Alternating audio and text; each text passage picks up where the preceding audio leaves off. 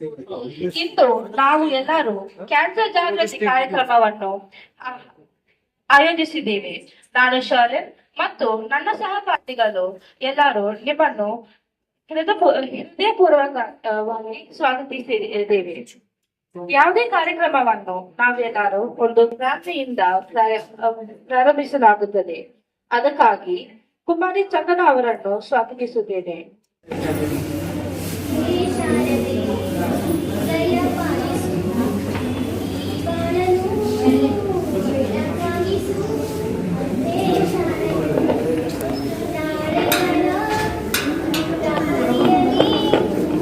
ನಂಬಿಕೆಯ ನೆಲೆಯಾಗಿರಿಸು, ಮುನ್ನಡೆಸು, ಕೈ ಹಿಡಿದು ನಾವಾಡೋ ಪಥ ಪಥದಲ್ಲೂ ಸಂಚರಿಸು. ಹೂವಲ್ಲಿ ಜೇನು ಗುಡಿ ಕಟ್ಟದೇನು, ನೀರಲ್ಲಿ ಮೀನು ಹಡಿ ಮುಟ್ಟದೇನು, ಆ ದೈವದಾಜ್ಞೇನೆ ಎಲ್ಲಾನು. ಶಾರದೆ ದಯ ಪಾಲಿಸು. ನಾವು ಕ್ಯಾನ್ಸರ್ ಎಂಬ ಮಾನಸಿಕ ಕಾಯಿಲೆ ಬಗ್ಗೆ ಪ್ರಪಂಚದಲ್ಲೂ ಮತ್ತೆ ಈ ಕಾಯಿಲೆಯಿಂದ ಪೀಡಿತರಾದವರನ್ನು ಬೆಂಬಲಿಸಲು ಒಟ್ಟುಗೂಡಿದವೆ. ಈ ಕಾರ್ಯಕ್ರಮಕ್ಕೆ ಆಗಮಿಸಿದಂತಹ ಗಣ್ಯರನ್ನು ಸ್ವಾಗತಿಸಲು ಕುಮಾರಿ ಮೋನಿಕಾ ಅವರನ್ನು ಕೋರುತ್ತೇನೆ.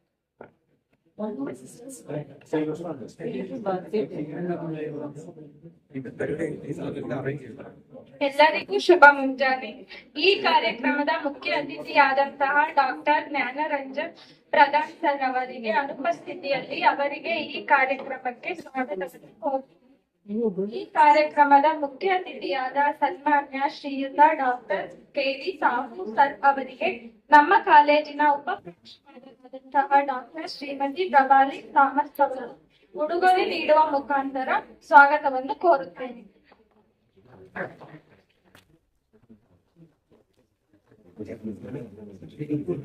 ಹಾಗೆಯೇ ಇಂದಿನ ಕಾರ್ಯಕ್ರಮದ ಅತಿಥಿಗಳಾದಂತಹ ಸನ್ಮಾನ್ಯ ಶ್ರೀಯುತ ಡಾಕ್ಟರ್ ಚಕ್ರವರ್ತಿ ಸರ್ ಅವರಿಗೆ ನಮ್ಮ ಕಾಲೇಜಿನ ಉಪಪ್ರಾಂಶುಪಾಲರಾದಂತಹ ಡಾಕ್ಟರ್ ಪ್ರಕಾಶ್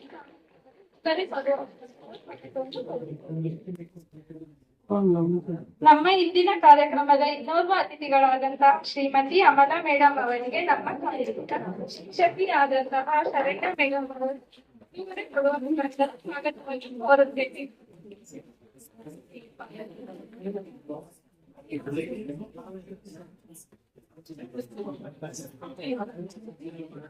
ಹಾಗೆಯೇ ಇನ್ನೊಬ್ಬ ಅತಿಥಿಯಾದಂತಹ ಶ್ರೀಮತಿ ಮಂಜು ಮೇಡಮ್ ಅವರಿಗೆ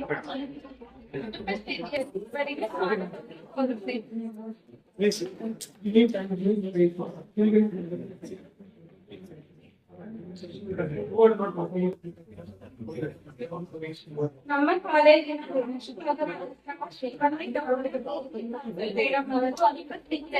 ಅವರಿಗೆ ತುಂಬ ಹೃದಯದ ಸ್ವಾಗತವನ್ನು ಕೋರುತ್ತೇನೆ.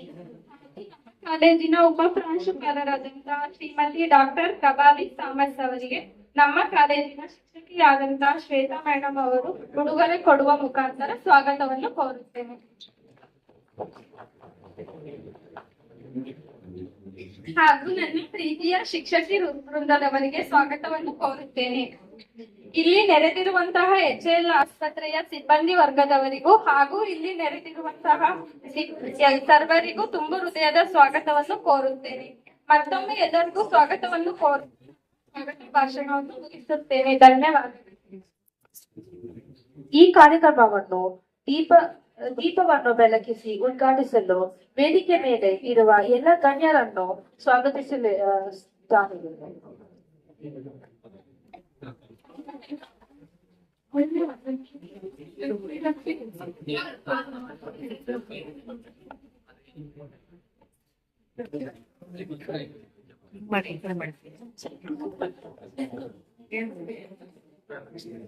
ಎಲ್ಲರಿಗೂ ನಮಸ್ಕಾರ.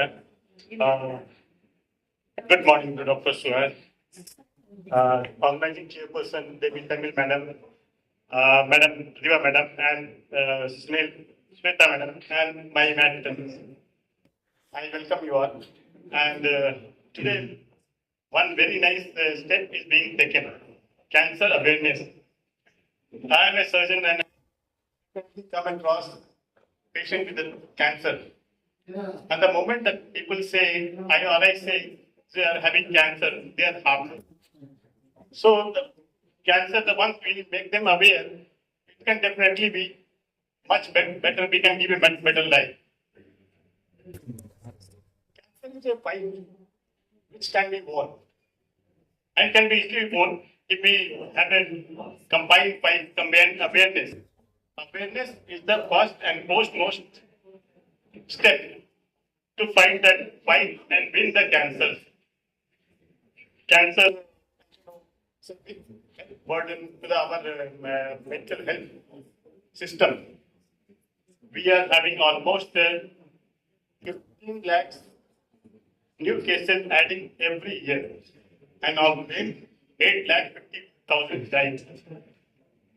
Cancer is a big financial burden to not only to the whole family, to the society, to the government.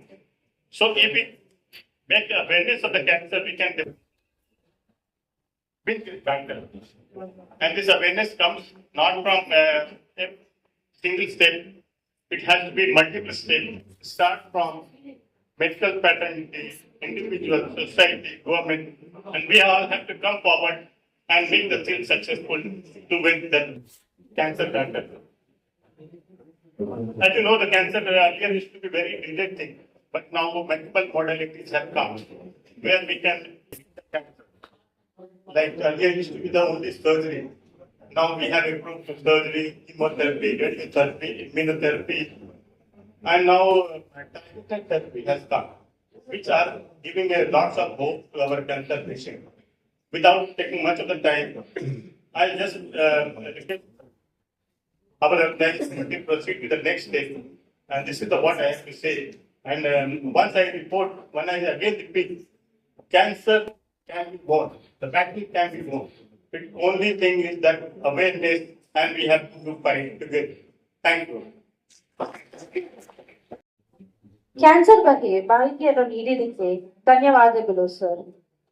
ಮತ್ತೆ ನಮ್ಮ ಗೌರವ ಅತಿಥಿ ಸುಹಾಸ್ ಚಕ್ರವರ್ತಿ ಅವರನ್ನು ಭಾಷಣ ಮಾಡಲು ಸ್ವಾಗತಿಸಿದ್ದೇವೆ. ಎಲ್ಲರಿಗೂ ನಮಸ್ಕಾರ. I think I'll speak in English because majority of them will understand in English. Otherwise, I could have spoken in Kannada also. I will speak in between. I am a psychiatrist. I have seen the other side of the story, which Dr. Sahu was telling right now. I'll tell you one story that one of my patients, who was actually a case of anxiety disorder, once accompanied one of her relatives to a cancer hospital. And we know that in front of cancer hospital, everywhere something will be there that don't smoke, don't use tobacco, okay, take self-examination of the breast and other things. And she became very anxious. She started finding some symptoms in her. Eventually, she went to the doctor and found nothing. And then she came to me because she was referred to me. In the process, she created an awareness in her family that there should be something like self-examination of the breast or something like examining or oral cavity or something changes in the body in the form of the symptoms that all of us know. And eventually one person was detected in the family with a very early stage of breast cancer. So, you know the psychological part that once you come to know a diagnosis, in Canada they say don't kind. Okay, it's actually don't kind because not only it takes a toll on the physical health, but also in the mental health and also in the financial health.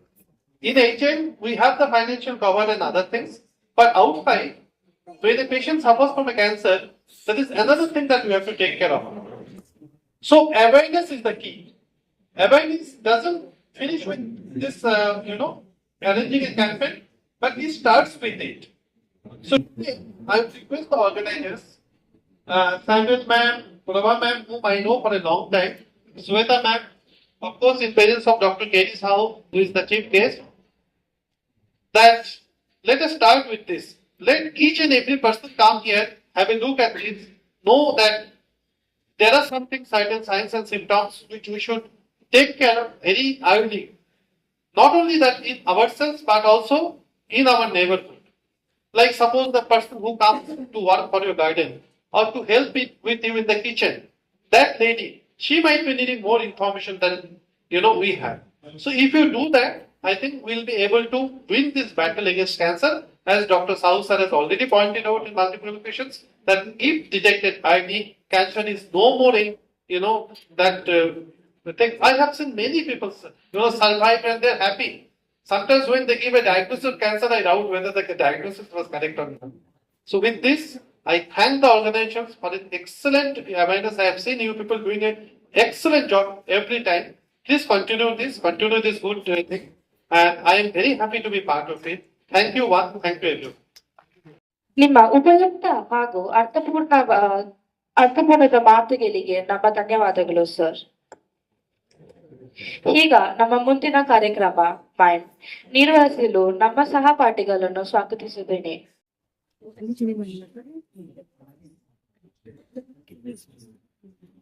Check.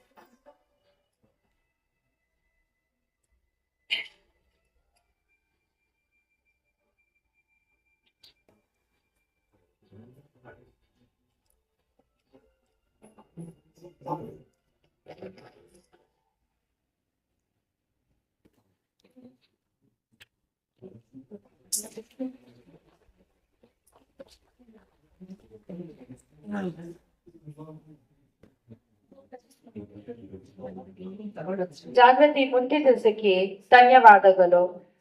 ಕ್ಯಾನ್ಸರ್ನ ಬಗ್ಗೆ ಹೆಚ್ಚು ಮಾಹಿತಿಯನ್ನು ನೀಡಲು ಕುಮಾರಿ ದೇವಿಕಾ ಅವರನ್ನು ಸ್ವಾಗತಿಸುತ್ತಿದ್ದೇನೆ. ಬೆಳಗಿನ ಶುಭೋದಯ. ನನ್ನ ಹೆಸರು ದೇವಿಕಾ. ನಾನು ಕೃಪಾನಿಧಿ ಕಾಲೇಜ್ ಆಫ್ ನರ್ಸಿಂಗ್ ನಿಂದ ಬರುತ್ತಿದ್ದೇನೆ. ನಾನು 3ನೇ ಸೆಮ್ BSc ನರ್ಸಿಂಗ್ ವಿದ್ಯಾರ್ಥಿನಿ. ಇಂದು ನಾನು ನಿಮ್ಮ ಮುಂದೆ ಕ್ಯಾನ್ಸರ್ನ ಬಗ್ಗೆ ಹೆಚ್ಚು ಮಾಹಿತಿಗಳನ್ನು ನೀಡಲು ಬಂದಿದ್ದೇನೆ. ಪ್ರತಿ ವರ್ಷವೂ ಕ್ಯಾನ್ಸರ್ನ ಬಗ್ಗೆ ಜಾಗೃತಿಯನ್ನು ಮೂಡಿಸಲು ನಾವು ಫೆಬ್ರವರಿ 4ರಂದು ವಿಶ್ವ ಕ್ಯಾನ್ಸರ್ ದಿನವನ್ನು ಆಚರಿಸುತ್ತೇವೆ. 2025ರಿಂದ 2027ರವರೆಗೂ ವರ್ಲ್ಡ್ ಕ್ಯಾನ್ಸರ್ನ ಥೀಮ್ ಯುನೈಟೆಡ್ ಬೈ ಯುನೀಕ್. ಈಗ ನಾವು ಕ್ಯಾನ್ಸರ್ ಎಂಬುದು ಏನು ಎಂದು ತಿಳಿದುಕೊಳ್ಳೋಣ. ಕ್ಯಾನ್ಸರ್ ಅಂದರೆ ನಮ್ಮ ದೇಹದಲ್ಲಿರುವ ಜೀವಕೋಶಗಳು ಅನಿಯಂತ್ರಿತವಾಗಿ ಬೆಳೆಯುತ್ತದೆ ಹಾಗೂ ನಮ್ಮ ದೇಹದ ಇತರ ಭಾಗಗಳಲ್ಲಿ ಹರಡುತ್ತದೆ. ಅದೇ ಕ್ಯಾನ್ಸರ್ ಅಂತ ಹೇಳುವುದು. ಈ ಕ್ಯಾನ್ಸರ್ ಅನ್ನು ನಾವು ಚಿಕಿತ್ಸದೆ ಬಿಟ್ಟರೆ ನಮ್ಮ ರಕ್ತನಾಳಗಳ ಮೂಲಕ ಇದು ನಮ್ಮ ಇತರ ಅಂಗಗಳಲ್ಲಿ ಹರಡುತ್ತದೆ. ಈಗ ನಾವು ಕ್ಯಾನ್ಸರ್ ಬರಲು ಮುಖ್ಯವಾದ ಕಾರಣಗಳೇನು ಎಂದು ತಿಳಿದುಕೊಳ್ಳೋಣ.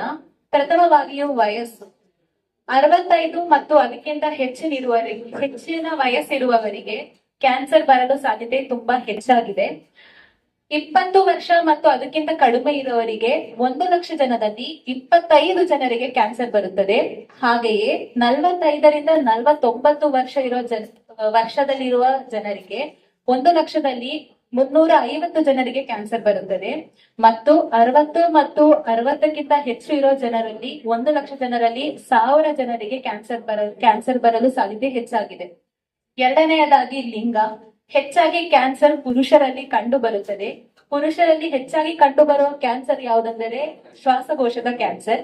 ಹಾಗೆಯೇ ಸ್ತ್ರೀಯರಲ್ಲಿ ಸ್ತನ ಕ್ಯಾನ್ಸರ್, ಗಾಲ್ ಬ್ಲಾಡರ್ ಕ್ಯಾನ್ಸರ್, ಥೈರಾಯ್ಡ್ ಕ್ಯಾನ್ಸರ್ ಇತ್ಯಾದಿ ಕಂಡು ಬರುತ್ತದೆ. ಭಾರತದಲ್ಲಿ ಹೆಚ್ಚಾಗಿ ಪುರುಷರಲ್ಲಿ ಕಂಡು ಬರುವ ಕ್ಯಾನ್ಸರ್ ಯಾವ್ದ್ರೆ ಮೊದಲನೇದಾಗಿ ಪ್ರೋಸ್ಟೇಟ್ ಕ್ಯಾನ್ಸರ್, ಎರಡನೆಯದಾಗಿ ಕೊಲೋರೆಕ್ಟಲ್ ಕ್ಯಾನ್ಸರ್, ಮೂರನೆಯದಾಗಿ ಶ್ವಾಸಕೋಶದ ಕ್ಯಾನ್ಸರ್. ಮತ್ತು ಸ್ತ್ರೀಯರಲ್ಲಿ ಕಂಡು ಬರುವ ಕ್ಯಾನ್ಸರ್ ಯಾವುದಂದ್ರೆ ಸ್ತನ ಕ್ಯಾನ್ಸರ್, ಗರ್ಭಕಂಠದ ಕ್ಯಾನ್ಸರ್, ಓವೇರಿಯನ್ ಕ್ಯಾನ್ಸರ್ ಹಾಗೂ ಕರುಳಿನ ಕ್ಯಾನ್ಸರ್ ಇತ್ಯಾದಿ ಕಂಡು ಬರುತ್ತದೆ. ಮೂರನೆಯದಾಗಿ ಕ್ಯಾನ್ಸರ್ ಬರಲು ಮುಖ್ಯವಾದ ಕಾರಣವೇನೆಂದರೆ ಅದು ಮದ್ಯಪಾನ. ಮದ್ಯಪಾನದಿಂದ ನಮಗೆ ಹೆಚ್ಚಾಗಿ ಲಿವರ್ ಕ್ಯಾನ್ಸರ್ ಬರಲು ಸಾಧ್ಯತೆ ಇದೆ. ಧೂಮಪಾನವು ಕ್ಯಾನ್ಸರ್ ಬರಲು ಒಂದು ಕಾರಣವಾಗಿದೆ. ನಮಗೆ ಶ್ವಾಸಕೋಶದ ಕ್ಯಾನ್ಸರ್, ಲಿವರ್ ಕ್ಯಾನ್ಸರ್ ಇತ್ಯಾದಿಯು ನಾವು ಧೂಮಪಾನ ಮಾಡುವುದರಿಂದ ಬರುತ್ತದೆ. ತುಂಬಾಕ ಜಗಿಯುವುದು ಒಂದು ಪ್ರಥಮ ಕಾರಣವಾಗಿದೆ. ಇದರಿಂದ ನಮ್ಮ ಬಾಯಿ, ವಸಡು ಹಾಗೂ ಕೆನ್ನೆಗಳೆಲ್ಲ ಕ್ಯಾನ್ಸರ್ ಉಂಟಾಗುತ್ತದೆ. ಕಡಿಮೆ ಫೈಬರ್ನ ಆಹಾರ. ನಾವು ನಾರಿನಾಂಶ ಕಡಿಮೆ ಇರುವ ಆಹಾರವನ್ನು ಸೇವಿಸಿದರೆ ನಮಗೆ ಕ್ಯಾನ್ಸರ್ ಬರಲು ಸಾಧ್ಯತೆ ಹೆಚ್ಚಾಗಿದೆ. ನಮಗೆ ಕ್ಯಾನ್ಸರ್ ಬರುತ್ತಿದೆ ಅಂದರೆ ನಮಗೆ ಕ್ಯಾನ್ಸರ್ ಇದೆ ಎಂದು ತಿಳಿದುಕೊಳ್ಳಲು ನಮಗೆ ಕೆಲವು ಲಕ್ಷಣಗಳಿವೆ. ಅವು ಏನೆಂದು ತಿಳಿದುಕೊಳ್ಳೋಣ. ಮೊದಲನೆಯದಾಗಿ ಅಸಾಮಾನ್ಯವಾಗಿ ವಿಸರ್ಜನೆ ಇಲ್ಲಾಂದ್ರೆ ರಕ್ತಸ್ರಾವ.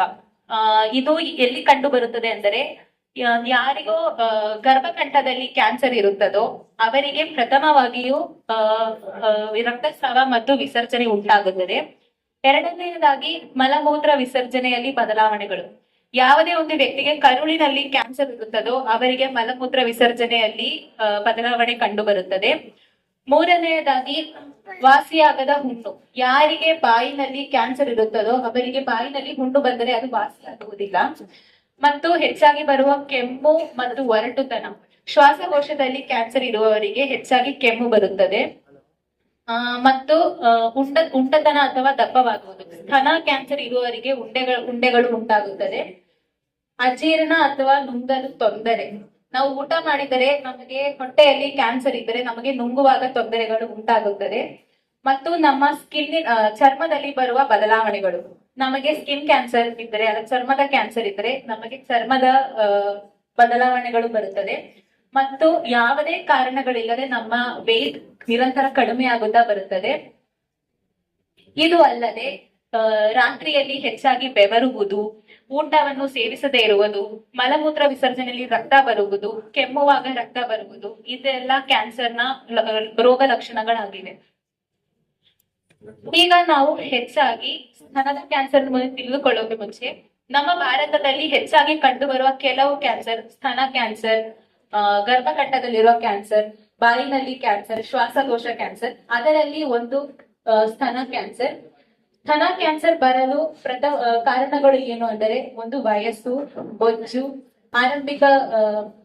ಆರಂಭಿಕವಾದ ಋತುಬಂಧ ಮತ್ತು ಜೀವನ ಶೈಲಿ. ನಾವು ಇತ್ತೀಚೆಗೆ ತುಂಬಾ ಹೊರಗಿನಿಂದ ಊಟವನ್ನು ಸೇವಿಸುತ್ತೇವೆ, ಅದು ಹಾಗೂ ಕುಟುಂಬ ಇತಿಹಾಸ. ನಮ್ಮ ಕುಟುಂಬದಲ್ಲಿ ಬೇರೆ ಯಾರಿಗಾದರೂ ಸ್ತನ ಕ್ಯಾನ್ಸರ್ ಇದ್ರೆ ಅದು ನಮಗೂ ಬರಲು ಸಾಧ್ಯತೆ ಇದೆ. ಮತ್ತು ಸ್ತನದಲ್ಲಿ ಸೋಂಕು, ಹಾರ್ಮೋನ್ ಅಸಮತೋಲನೆ, ಜನನ ನಿಯಂತ್ರಣಕ್ಕೆ ತೆಗೆದುಕೊಳ್ಳುವ ಮಾತ್ರೆಗಳು, ಏನಾದರೂ ಸ್ತನದಲ್ಲಿ ಗಾಯವಾದರೆ ಇವೆಲ್ಲ ಸ್ತನ ಕ್ಯಾನ್ಸರ್ಗೆ ಕಾರಣವಾಗುತ್ತದೆ. ಈಗ ನಾವು ಸ್ತನ ಕ್ಯಾನ್ಸರ್ನ ಚಿಹ್ನೆಗಳು ಮತ್ತು ಲಕ್ಷಣಗಳನ್ನು ನೋಡೋಣ. ಮೊದಲನೇದಾಗಿ ಉಂಡೆವನ್ನು ಕಟ್ಟುವುದು, ಕೆಂಪುವಿಕೆ, ಅದರ ಕೂತ್ಕೊಳ್ಳೋದು, ಸ್ವೆಲ್ಲಿಂಗ್ ಆಗೋದು, ಮತ್ತು ಏನಾದ್ರೂ ನಮ್ಮ ಚರ್ಮದಲ್ಲಿ ಬದಲಾವಣೆ ಮತ್ತು ನಮ್ಮ ಮೊಲತೊಟ್ಟುಗಳಿಂದ ವಿಸರ್ಜನೆ ಬರುವುದು, ನಮ್ಮ ಸ್ತನ ಮತ್ತು ಮೊಲತೊಟ್ಟುಗಳಲ್ಲಿ ನೋವು ಬರುವುದು ಇತ್ಯಾದಿ ಬಂದರೆ ನಮಗೆ ಸ್ತನ ಕ್ಯಾನ್ಸರ್ ಇದೆ ಎಂದು ನಮ್ಮ ಶರೀರ ನಮಗೆ ನೀಡುವ ಒಂದೊಂದು ಲಕ್ಷಣಗಳಾಗುತ್ತವೆ. ಸ್ತನ ಪರೀಕ್ಷೆ ಇದು ನಾವು ಸ್ವತಃ ಮನೆಯಲ್ಲಿ ಮಾಡಿಕೊಳ್ಳಬಹುದು. ಇದು ನಮಗೆ ಮುಟ್ಟಿನ ಮುಂಚೆ ಅಥವಾ ಪೀರಿಯಡ್ಸ್ ಆದ್ಮೇಲೆ 7 to 10 days ಆಗಿದ ನಂತರ ನಾವು ಮನೇಲಿ ಈ ಪರೀಕ್ಷೆಯನ್ನು ಮಾಡ್ಕೊಳ್ಬಹುದು.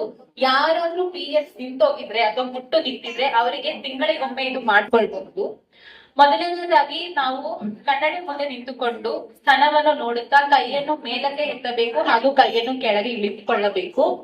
ನಂತರ ಮೊಲತೊಟ್ಟುಗಳನ್ನು ನಾವು ನಿರೀಕ್ಷಿಸಿಕೊಳ್ಳಬೇಕು. ಏನಾದರೂ ಕಲರ್ ಚೇಂಜಸ್ ಇದೆಯಾ, ಚರ್ಮದಲ್ಲಿ ಬದಲಾವಣೆಗಳಿದೆಯಾ, ಉಂಡೆಗಳಿದೆಯಾ, ಅಥವಾ ಏನಾದರೂ ನೋವು, ತುರಿಕೆ, ಊತ ಇತ್ಯಾದಿ ಇದೆಯಾ ಅಂತ ನೋಡಿಕೊಳ್ಳಬೇಕು. ನಂತರ ನಾವು ನಮ್ಮ ಮೊಲತೊಟ್ಟುಗಳನ್ನು ಒತ್ತಿ ನೋಡಬೇಕು. ಏನಾದರೂ ವಿಸರ್ಜನೆ ಬರ್ತಿದ್ಯಾ, ಅದೊಂದಿಗೆ ಒತ್ತುವಾಗ ನೋವಿದ್ಯಾ, ಹಂಗಿದ್ರೆ ಬ್ರೆಸ್ಟ್ ಕ್ಯಾನ್ಸರ್ನ ಒಂದು ಲಕ್ಷಣವಾಗಿರುತ್ತೆ. ನಂತರ ಒಂದು ಕೈಯನ್ನು ಮೇಲಕ್ಕೆತ್ತಿ ಇನ್ನೊಂದು ಕೈಯಿಂದ ಎದೆ ಭಾಗದಲ್ಲಿ ಇಟ್ಟುಕೊಂಡು ಏನಾದರೂ ಉಂಡೆಗಳು ಇದೆಯಾ ಅಂತ ನಾವು ಪರೀಕ್ಷಿಸಿಕೊಳ್ಳಬೇಕು. ಹಂಗೆ ಏನಾದರೂ ನಿಮಗೆ ಉಂಡೆಗಳಿದೆ ಅಂತ ಅನ್ನಿಸ್ತಿದ್ರೆ ತಕ್ಷಣವೇ ಡಾಕ್ಟರ್ ಅನ್ನು ಸಂಪರ್ಕಿಸಬೇಕು. ನಂತರ 40 ವಯಸ್ಸು ಮತ್ತು ಅದಕ್ಕಿಂತ ಹೆಚ್ಚಿರುವವರು ಈ ಪರೀಕ್ಷೆಯನ್ನು ಆಗಾಗಲೇ ಮಾಡುತ್ತಾ ಇರಬೇಕು. ಮ್ಯಾಮೋಗ್ರಫಿ. ಈ ಬ್ರೆಸ್ಟ್ ಕ್ಯಾನ್ಸರ್ ಅಥವಾ ಸ್ತನ ಕ್ಯಾನ್ಸರ್ ಅನ್ನು ನಾವು ಡಾಕ್ಟರ್ನ ಸಹಾಯದಿಂದ ಎಕ್ಸ್ರೇ ಪರೀಕ್ಷೆ ಅಂದ್ರೆ ಮ್ಯಾಮೋಗ್ರಫಿಯನ್ನು ಹೇಳುತ್ತೇವೆ. ಈ ಪರೀಕ್ಷೆಯನ್ನು 40 ರಿಂದ 54 ವಯಸ್ಸಿನಿರೋರು ವರ್ಷಕ್ಕೆ ಒಮ್ಮೆ ತೆಗೆದುಕೊಳ್ಳಬೇಕು. ಹಾಗೂ 55 ಮತ್ತು ಹೆಚ್ಚಿನಿರೋರು 2 ವರ್ಷದಲ್ಲಿ ಒಮ್ಮೆ ಈ ಪರೀಕ್ಷೆಯನ್ನು ಮಾಡಲೇಬೇಕು. ಯಾವುದೇ ಒಂದು ವ್ಯಕ್ತಿಗೆ ತನ್ನ ಕುಟುಂಬ ಇತಿಹಾಸದಲ್ಲಿ ಯಾರಿಗಾದರೂ ಸ್ತನದ ಕ್ಯಾನ್ಸರ್ ಇದ್ದರೆ ಅವರು ಈ ಪರೀಕ್ಷೆಯನ್ನು ಆಗಾಗಲೇ ಮಾಡುತ್ತಿರಬೇಕು. ಈಗ ನಾವು ಸ್ತನದ ಕ್ಯಾನ್ಸರ್ ಅನ್ನು ಹೇಗೆ ತಡೆಗಟ್ಟುವುದು ಎಂದು ನೋಡಿಕೊಳ್ಳೋಣ. ಪ್ರಥಮವಾಗಿಯೂ ನಾವು ಆರೋಗ್ಯಕರವಾದ ಆಹಾರವನ್ನು ಸೇವಿಸಬೇಕು. ಧೂಮಪಾನ, ಮದ್ಯಪಾನವನ್ನು ಮಾಡಬಾರದು. ನಾವು ದಿನನಿತ್ಯ ಸ್ವಲ್ಪ ವ್ಯಾಯಾಮವನ್ನು ಮಾಡಬೇಕು. ನಮ್ಮ ವೇಟ್ ಅನ್ನು ನಾವು ಕಂಟ್ರೋಲ್ ನಲ್ಲಿ ಇರಿಸಿಕೊಳ್ಳಬೇಕು. ಹಾಲು ಉಣಿಸುವುದು ಹಾಗೂ ನಮ್ಮ ಸ್ತನದಲ್ಲಿ ಏನಾದರೂ ವ್ಯತ್ಯಾಸಗಳಿದೆಯಾ, ನೋವಿದೆಯಾ ಇತರವನ್ನು ನಾವು ನೋಡಿಕೊಳ್ಳಬೇಕು. ಗರ್ಭಕಂಠದ ಕ್ಯಾನ್ಸರ್. ಈ ಕ್ಯಾನ್ಸರು ನಮ್ಮ ಹೆಚ್ಚು ಸ್ತ್ರೀಯರಲ್ಲಿ ಕಂಡು ಬರುತ್ತದೆ. ನಮ್ಮ ದೇಹದಲ್ಲಿ ತುಂಬಾನೇ ಮೆಲ್ಲಗೆ ಈ ಕ್ಯಾನ್ಸರ್ ಬರಲು ಶುರುವಾಗುತ್ತದೆ. ಗರ್ಭಕಂಠದಲ್ಲಿ ಬರುವ ಕ್ಯಾನ್ಸರ್ನ ಕಾರಣಗಳು ಏನೆಂದರೆ, ಒಂದು ಧೂಮಪಾನ, ಎರಡನೆಯದಾಗಿ HPV ವೈರಸ್, ಅದು ಹ್ಯೂಮನ್ ಪ್ಯಾಪಿಲೋಮಾ ವೈರಸ್. ಈ ವೈರಸ್ ಹರಡಲು ಸಾಧ್ಯತೆ ಲೈಂಗಿಕ ಬಂಧ, ಒಂದಕ್ಕಿಂತ ಹೆಚ್ಚು ಲೈಂಗಿಕ ಬಂಧ ಇದ್ದರೆ ಈ ವೈರಸ್ ಬರಲು ತುಂಬಾ ಹೆಚ್ಚಿನ ಸಾಧ್ಯತೆ ಇದೆ. ಇತರ sexual transmitted disease, HIV, gonorrhoea ಇತ್ಯಾದಿಗಳಿಂದನೂ ನಮಗೆ ಗರ್ಭಗಂಟದ ಕ್ಯಾನ್ಸರ್ ಬರಲು ಸಾಧ್ಯತೆ ಆಗಿದೆ. ನಂತರ ಒಂದಕ್ಕಿಂತ ಹೆಚ್ಚು ಅಲ್ಲದೆ ಅನೇಕ ಜನರೊಂದಿಗೆ ಲೈಂಗಿಕ ಬಂಧ ಇರುವುದರಿಂದನೂ ಈ ಕ್ಯಾನ್ಸರ್ ಬರುತ್ತದೆ. ಅನಾರೋಗ್ಯ ಜೀವನ ಶೈಲಿ, ಹೆಚ್ಚು ಹೊರಗಿನಿಂದ ತಿನ್ನುವುದು, ಎಕ್ಸರ್ಸೈಸ್ ಮಾಡದೇ ಇರುವುದು, ಇದರಿಂದನೂ ಕ್ಯಾನ್ಸರ್ ಬರುತ್ತದೆ. ಮತ್ತು ಜನ್ಮವನ್ನು ನಿಯಂತ್ರಣವನ್ನು ಕಾಂಟ್ರಾಸೆಪ್ಟಿವ್ ಪಿಲ್ಸ್ ಅನ್ನು ನಾವು ಅಧಿಕ ಕಾಲದಿಂದ ತಗೊಳ್ತಿದ್ರೆ ಅದರಿಂದಾನು ನಮ್ಗೆ ಕ್ಯಾನ್ಸರ್ ಬರುತ್ತದೆ. ಲಕ್ಷಣಗಳು ಏನು ಅಂತ ನೋಡಿಕೊಳ್ಳೋಣ. ಮೊದಲನೆಯದಾಗಿ ಅಸಹಜವಾಗಿ ಯೋನಿಯಿಂದ ರಕ್ತಸ್ರಾವ ಬರುವುದು. ಎರಡನೆಯದಾಗಿ ಯೋನಿಯಿಂದ ಅಸಾಮಾನ್ಯವಾಗಿರುವ ವಿಸರ್ಜನೆ ಹಾಗೂ ನಮ್ಮ ಮಲಮೂತ್ರ ವಿಸರ್ಜನೆಯಲ್ಲಿರುವ ಬದಲಾವಣೆಗಳು, ಕೆಳಗಿನ ಬ್ಯಾಕ್ ಪೇನ್ ಅಥವಾ ಬೆನ್ನು ನೋವು ಮತ್ತು ಶ್ರೋಣಿಯ ನೋವು, ಇಷ್ಟು ಇದ್ದರೆ ನಮಗೆ ಅದು ಗರ್ಭಕಂಠದ ಕ್ಯಾನ್ಸರ್ನ ಲಕ್ಷಣಗಳಾಗಿವೆ. Pap test. ಪ್ಯಾಕ್ ಟೆಸ್ಟ್ ಎನ್ನುವುದು ನಮಗೆ ಗರ್ಭಕಂಠದ ಕ್ಯಾನ್ಸರ್ ಅನ್ನು ಕಂಡು ಹಿಡಿಯಲು ಪತ್ತೆ ಮಾಡಲು ಒಂದು ವಿಧವಾಗಿದೆ. ಅದನ್ನು ನಾವು 21 ವಯಸ್ಸು ಮತ್ತು ಅದಕ್ಕಿಂತ ಹೆಚ್ಚಿನವರಿಗೆ ಈ ಪರೀಕ್ಷೆಯನ್ನು ನಾವು ನಿರ್ದೇಶಿಸುತ್ತೇವೆ. ಎಲ್ಲಾ ಸ್ತ್ರೀಯರು 3 ವರ್ಷಕ್ಕೆ ಒಮ್ಮೆ ಈ ಪರೀಕ್ಷೆಯನ್ನು ಒಳಗೊಳ್ಳಬೇಕು. HPV DNA test. ಈ ಟೆಸ್ಟ್ ಪ್ಯಾಕ್ ಟೆಸ್ಟಿಗೆ ಸಾಮಾನ್ಯವಾಗಿದೆ. ಯಾರ ಡಾಕ್ಟರ್ಸ್ ನರ್ಸ್ ಇದ್ರೆ ನಮ್ಮ ಗರ್ಭಕಂಠದಿಂದ ಜೀವಕೋಶಗಳನ್ನು ತೆಗೆದುಕೊಂಡು ಅದನ್ನು ಲ್ಯಾಬೊರೇಟರಿ ಟೆಸ್ಟ್ ಕಳಿಸ್ತಾರೆ. ನಂತರ HPV ವೈರಸ್ ನ 16, 18 ಇಂತಹ ವೈರಸ್ಗಳಿದ್ದರೆ ಕಂಡು ಹಿಡಿದು ಕ್ಯಾನ್ಸರ್ ಅನ್ನು ಪತ್ತೆ ಮಾಡಿ ಆರಂಭ ಸ್ಟೇಜ್ ನಲ್ಲೇ ನಮಗೆ ಅದನ್ನು ದೂರ ಮಾಡಲು ಸಹಾಯಿಸುತ್ತಾರೆ. ಗರ್ಭಕಂಠದ ಕ್ಯಾನ್ಸರ್ ಅನ್ನು ಹೇಗೆ ತಡೆಗಟ್ಟುವುದು ಅಂತ ನೋಡಿಕೊಳ್ಳೋಣ.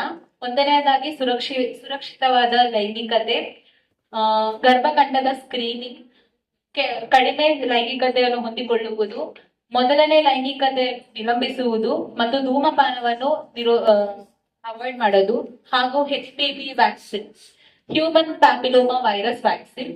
ಈ ವ್ಯಾಕ್ಸಿನ್ ನಾವು 9 ರಿಂದ 26 ವರ್ಷದವರೆಗೆ ಯಾರಿದಾರೋ ಅವರಿಗೆ ವ್ಯಾಕ್ಸಿನ್ ಅನ್ನು ನೀಡುತ್ತಾರೆ. ಮುಖ್ಯವಾಗಿ ಮಕ್ಕಳಲ್ಲಿ 11 ಮತ್ತು 12 ವರ್ಷದಲ್ಲಿ ನಾವು ಇದು ನೀಡುತ್ತೇವೆ.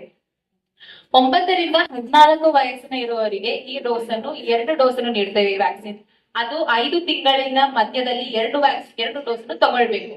ಹಂಗೆ ತಗೊಳಕ್ ಆಗದೇ ಇದ್ರೆ 3ನೇ ಡೋಸ್ ನ ತಗೋಬೇಕು. ಹಾಗೆಯೇ 15 ರಿಂದ 26 ವಯಸ್ಸಿನ ಅವರಿಗೆ ಇದು 3 ಡೋಸ್ ಅನ್ನು ಕೊಡಲಾಗುತ್ತದೆ. 26 ಮತ್ತು ಅದರಿಂದ ಹೆಚ್ಚಿನಿರುವವರಿಗೆ ಈ ವ್ಯಾಕ್ಸಿನ್ ಅನ್ನು ನಿರ್ದೇಶಿಸಿದ್ದಾವು. ಓರಲ್ ಕ್ಯಾನ್ಸರ್ ಅಥವಾ ಬಾಯಿನ ಕ್ಯಾನ್ಸರ್. ನಮ್ಮ ಬಾಯಿನಲ್ಲಿ ನಮ್ಮ ಜೀವಕೋಶ ಇದು ಹೆಚ್ಚಾಗಿ ಬೆಳೆದರೆ ಅದು ಓರಲ್ ಕ್ಯಾನ್ಸರ್ ಅಂತ ಹೇಳ್ತಾರೆ. ನಮ್ಮ ಬಾಯಿಯಲ್ಲಿ ಯಾವುದೇ ಒಂದು ಭಾಗದಲ್ಲಿ ಬೇಕಾದರೂ ಬಾಯಿನ ಕ್ಯಾನ್ಸರ್ ಬರಬಹುದು. ಈಗ ಇದರ ಕಾರಣಗಳನ್ನು ನೋಡಿಕೊಳ್ಳೋಣ. ಧೂಮಪಾನ, ಮದ್ಯಪಾನ, ಹೆಚ್ಚಾಗಿ ಇನ್ಫ್ಲೂಯೆನ್ಸ್ಗೆ ಎಕ್ಸ್ಪೋಸ್ ಆಗುವುದು ತುಟಿ ಕ್ಯಾನ್ಸರ್ಗೆ ಕಾರಣವಾಗುತ್ತೆ. ಹಾಗೆಯೇ ಮುಂಚೆ ಹೇಳಿದಂತೆಯೇ ಹ್ಯೂಮನ್ ಪ್ಯಾಪಿಲೋಮಾ ವೈರಸ್ ಮತ್ತು ತುಂಬಾ ಖಾರವಾದ ಊಟ ಹಾಗೂ ಬಿಸಿ ಊಟ ಇತ್ಯಾದಿ ತಿನ್ನುವುದರಿಂದ ನಮಗೆ ಕ್ಯಾನ್ಸರ್ ಬರುತ್ತದೆ. ಮತ್ತೆ ವಾಸಿಯಾಗದ ಹುಣ್ಣು ಹಾಗೂ ಬಾಯಲ್ಲಿ ಉರಿಯುವ ಒಂದು ಉರಿತ ಬರುತ್ತದೆ. ಹಾಗೂ ಕೆಂಪು ಮತ್ತು ಬಿಳಿಯ ಪಟ್ಟೆಗಳು ಇತ್ಯಾದಿಗಳು ಕಂಡು ಬರುತ್ತದೆ. ಇದೆಲ್ಲ ಬಾಯಿನ ಕ್ಯಾನ್ಸರ್ನ ಲಕ್ಷಣಗಳಾಗಿವೆ. ಈಗ ಬಾಯಿನ ಕ್ಯಾನ್ಸರ್ನ ಹೇಗೆ ತಡೆಗಟ್ಟುವುದು ನೋಡಿಕೊಳ್ಳೋಣ. ಮೊದಲನೆಯದಾಗಿ ತಂಬಾಕು ಜಗಿಯುವುದು ನಿಲ್ಲಿಸಬೇಕು ಮತ್ತು ಧೂಮಪಾನ, ಮದ್ಯಪಾನ ಇತ್ಯಾದಿ ನಿಲ್ಲಿಸಬೇಕು. ಹಾಗೂ ನಮ್ಮ ದಂತ ವೈದ್ಯರನ್ನು ನಿರಂತರವಾಗಿ ಅಲ್ಲಂದ್ರೆ ನಿಮಗೆ ನಿರ್ದೇಶಿಸುವ ಸಮಯದಂತೆ ಹೋಗಿ ನೋಡಬೇಕು. ಈಗ ನಾವು ಇರುವ ಎಲ್ಲಾ ಕ್ಯಾನ್ಸರ್ ಅನ್ನು ಹೇಗೆ ತಡೆಗಟ್ಟಿಸಬಹುದು ಎಂದು ನೋಡೋಣ. ಮೊದಲನೇದಾಗಿ ಹೈ ಫೈಬರ್ ಡಯಟ್, ಅಲ್ಲಂದ್ರೆ ಹೆಚ್ಚಿನ ಫೈಬರ್ ಇರುವ ಆಹಾರ. ಇದನ್ನು ನಾವು ಪ್ರಥಮವಾಗಿಯೂ ಹೊರಗಿನಿಂದ ಊಟ ಮತ್ತು ಮೈದಾ ಕಂಟೆಂಟ್ ಹೆಚ್ಚಿನಿರುವ ಊಟವನ್ನು ಸೇವಿಸುವುದು ನಿಲ್ಲಿಸಬೇಕು ಮತ್ತು ಹೆಚ್ಚಿನ ಹಣ್ಣು ಅಲ್ಲಂದ್ರೆ ತರಕಾರಿಗಳು ಇತ್ಯಾದಿಯನ್ನು ಸೇವಿಸಬೇಕು. ಮತ್ತು ದಿನನಿತ್ಯವಾಗಿ ನಾವು ವ್ಯಾಯಾಮವನ್ನು ಮಾಡಬೇಕು. ಮತ್ತು ಧೂಮಪಾನ, ಮದ್ಯಪಾನ, ತಂಬಾಕು ಜಗಿಯುವುದು ಇತ್ಯಾದಿಗಳನ್ನು ಬಿಡಬೇಕು. ಹಾಗೂ ಕೆಂಪು ಮಾಂಸವನ್ನು ಸೇವಿಸಲು ಕಡಿಮೆ ಮಾಡಬೇಕು. ಮಟನ್, ಪೋರ್ಕ್ ಇತ್ಯಾದಿಗಳನ್ನು ಸೇವಿಸಲು ಕಡಿಮೆ ಮಾಡಬೇಕು.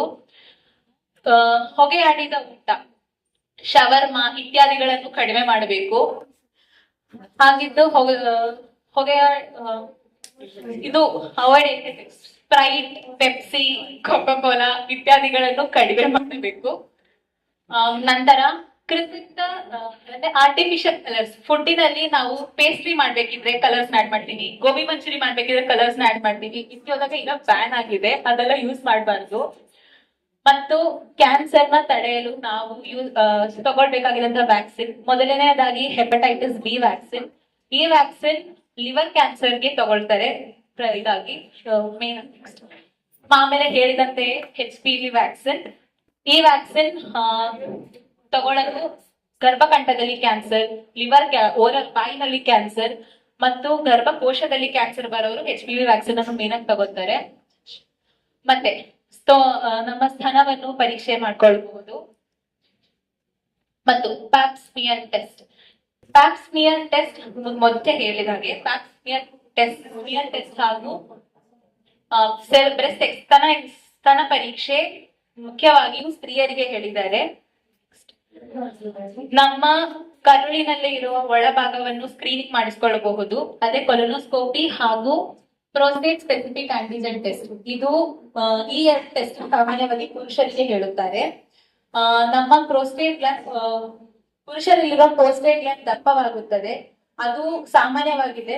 ಅದಕ್ಕೋಸ್ಕರ ನಾವು ಪ್ರೋಸ್ಟೇಟ್ ಸ್ಪೆಸಿಫಿಕ್ ಆಂಟಿಜೆನ್ ಟೆಸ್ಟ್ ಮತ್ತು ಕೊಲೊನೋಸ್ಕೋಪಿಯನ್ನು ಮಾಡಿಸಿಕೊಳ್ಳಬೇಕು. ಕ್ಯಾನ್ಸರ್ ಅನ್ನುವುದು ಒಂದು ಮಹಾಮಾರಿ ಕಾಯಿಲೆ. ಆದರೆ ಕ್ಯಾನ್ಸರ್ ಅನ್ನು ನಾವು ನಮ್ಮ ಜೀವನ ಶೈಲಿ ಹಾಗೂ ನಮಗೆ ಹೇಳಿರುವಂತೆ ಸ್ಕ್ರೀನಿಂಗ್ ಟೆಸ್ಟ್ಗಳು ಮುಂತಾದವುಗಳನ್ನು ನಾವು ಕ್ಯಾನ್ಸರ್ ಅನ್ನು ತಡೆಗಟ್ಟಿಕೊಳ್ಳಬಹುದು. ಎಲ್ಲರೂ ಕೈ ಜೋಡಿಸಿ ಕ್ಯಾನ್ಸರ್ ಅನ್ನು, ನಮ್ಮ ದೇಶವನ್ನು ಕ್ಯಾನ್ಸರ್ ಮುಕ್ತವಾಗಿಸೋಣ. ಧನ್ಯವಾದಗಳು. ಅದೇ ಒಂದು ಕಾರ್ಯಕ್ರಮ ಪ್ರಾರಂಭವಾದರೆ ಅದು ಮುಕ್ತಾಯವಾಗಲೇಬೇಕು ಎಂದು ಹೇಳುತ್ತಾ ಇಂದು ನಾನು ವಂದನಾರ್ಪಣೆ ಭಾಷಣ ಮಾಡುತ್ತೇನೆ. ಪ್ರಥಮವಾಗಿ ಇಂದು ಕಾರ್ಯಕ್ರಮವನ್ನು ಹಮ್ಮಿಕೊಳ್ಳಲು ಅವಕಾಶ ಮಾಡಿಕೊಟ್ಟುವಂತಹ ಡಾಕ್ಟರ್ ಪ್ರಧಾನ್ ಅವರಿಗೆ ಅವರ ಸ್ಥಿತಿಯಲ್ಲಿ ಹೃದಯದ ಧನ್ಯವಾದಗಳು ಅರ್ಪಿಸುತ್ತೇನೆ.